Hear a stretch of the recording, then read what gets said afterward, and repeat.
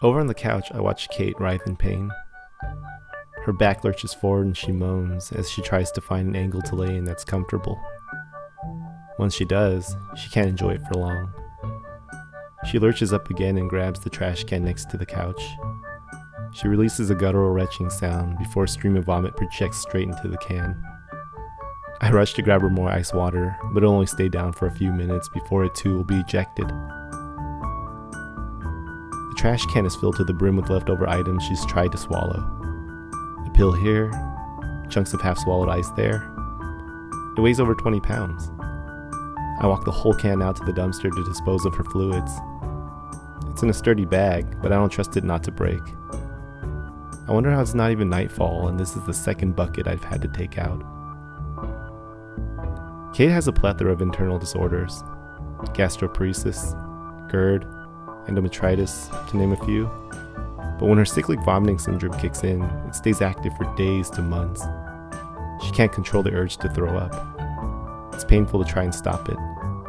She has to constantly put fluids in her body in hopes that she can stay hydrated. But humans shouldn't be releasing 20 plus pounds of liquid a day. But she does. It sometimes feels like The Exorcist. In the times a flare-up only lasts a few days, she's usually okay. She bounces back quickly. Too many times though, it lasts so long that an ambulance needs to be called. I have my speech down. I know all the important things to say and how to communicate with the EMTs. Often Kate is too exhausted and disoriented to answer their questions, so I've become well versed in this specific syndrome. It's called CVS for short. Yes, just like the store. It's uncommon for adults to have, but not super rare. More times than not, however, when Kate ends up in the emergency room, she's just labeled a drug seeker. Her colorful hair and tattoos give an illusion of an addiction. Even when she explains to them that she doesn't want painkillers because they can inflame her CVS, they still find a way to discredit her needs. CVS just isn't real to them. Most times she's back within a few hours. Having to walk home or take public transit because she doesn't have her phone and can't wait the 3 hours it takes for the cab companies to show up to the hospital. She's able to sleep a little, but she's back to puking to the trash can in no time, and then eventually back to the hospital. The last flare they waited until she was in renal failure to admit her. She had been in a flare for almost 2 months, so her kidneys were shutting down. They kept her for a few days, but I wanted her home. Sometimes I feel like they didn't know how to keep her as comfortable as I could. So during my visits, I tried to make sure she had everything she needed before I'd go. I'd spend those nights that Kate was in the hospital researching CVS. I learned as much as I could.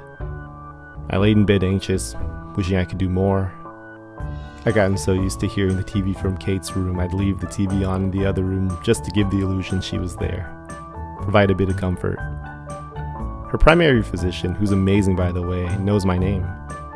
He knows there are times when I need to be Kate's voice. She must have these allies because for most of her life no one believed she had these issues. There are assumptions about feigning her ailment, but let me tell you, there's no feigning taking 20 pounds of vomit to the trash, sometimes multiple times a day. It cannot be faked. I shared this experience with others before. The responses are varied, ranging from, "Oh my god, I didn't know if I could do it," or "You just sit there and watch her puke all day?" And "How do you not get crazy?" The simplest answer is because I care.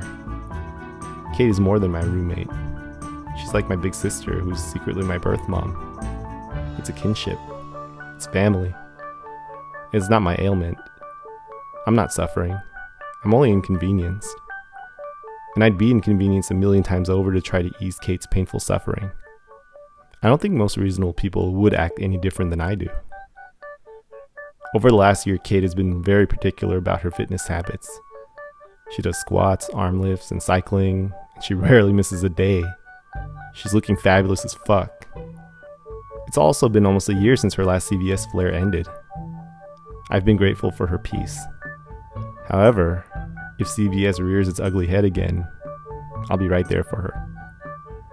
She's the strongest person I've ever met. Her body's endured so much torment, but she always rebounds.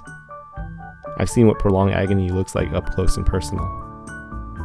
When it comes down to it, She's the one whose body has to endure the suffering, and I'm lucky that my body doesn't have a clue.